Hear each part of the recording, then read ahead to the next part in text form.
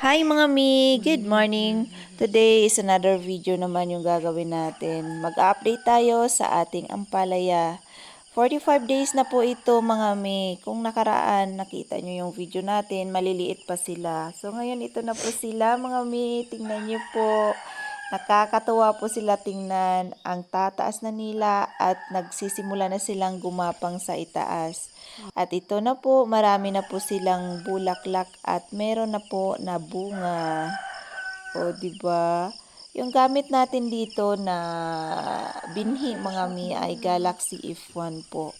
Ito na yung result ng pinagpaguran ng aking kapatid mga mi. Kaya tuwang-tuwa na siya makita na namumunga na yung kanyang ampalaya. O, di ba mga mi, nung nakaraan, nung nag-video tayo dito, kung nakikita nyo po, ang liliit pa nila at sabi ko nga, nung last video ko ay maagapan pa yung paglaki nila.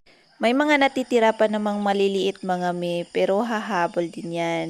Ang ganda nila tingnan mga mi, lalo't ganito na gumagapang na sa itaas yung ating ampalaya. After ilang weeks nito mga mi, napakahitik na naman ito sa bunga, kaya thank you God.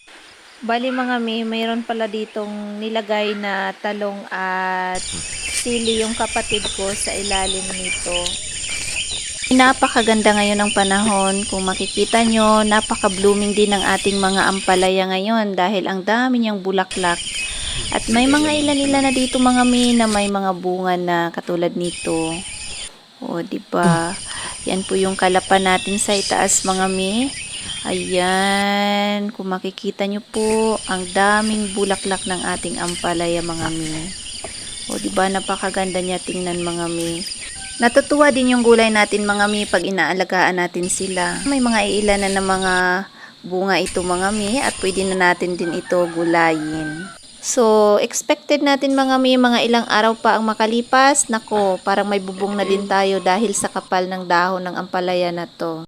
Yan mga mi, kung nakikita nyo, mayroon na rin bunga yung taas ng ating ampalaya at may iilan na bunga na rin dito banda sa ilalim na medyo malalaki na mga mi. Ayan po kung nakikita nyo yung kapatid ko mga mi, naglalagay po siya ng fertilizer dahil sa ilalim ng ampalayang ito ay may intercrop na talong mga mi. So meron pong tinanim niya na talong sa ilalim ng ampalaya na ito mga mi.